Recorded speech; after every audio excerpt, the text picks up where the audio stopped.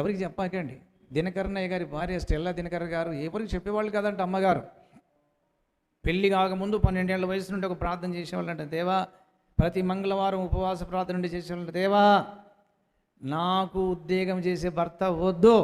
ఆమె కోరిక చూడండి.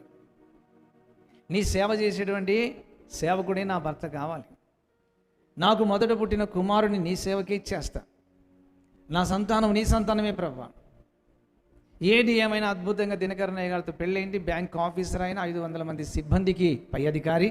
కర్నూలు SBIలో కూడా ఆయన జాబ్ చేశాడంట. డిస్ట్రిక్ట్ ఆఫీసర్గా ఉన్నాడు. 4 జిల్లాలకేమో పెద్దవాడుగా ఉన్నాడంట.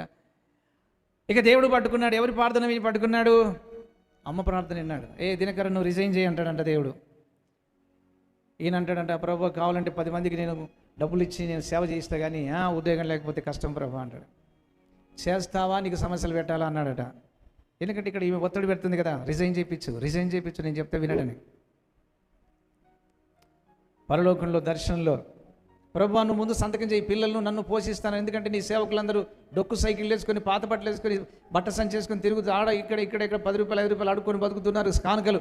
అలాంటి జీవితం నాకు వద్దు, నేను మంచి ఆఫీసర్ని అన్నాడంట. వాళ్ళు నేను పిలవలేదయ్యా, నేను పిలిచిన సేవకులు కాదు వాళ్ళంతా. ముందు సంతకం చేయి అన్నాడు.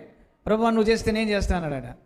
ఏమయ్యా నువ్వు బ్యాంక్ ఆఫీసరు, ముందు కింది అధికారి చేస్తాడా పై అధికారి చేస్తాడా నీకు తెల్ల సంతకం అంటే, ముందు క్లార్కే చేస్తాడు ప్రభు అన్నాడు. నువ్వు చెయ్యి, మరి నేను పై అధికారిని కదా, నేను తర్వాత చేస్తా. ఇప్పటికీ పరలోక రాజ్యంలో ఇద్దరు సంతకం చేసుకునేటువంటి డాక్యుమెంటు అట్లే ఉందంట. అంటే అమ్మ కోరిక నెరవేర్చాడు. మొదటి కొడుకునిచ్చాడు, కూతురునిచ్చాడు. దినకరన్నయ్య గారిని సేవ చేయిస్తున్నాడు. వాళ్ళ మనవలను సేవ చేయిస్తున్నాడు.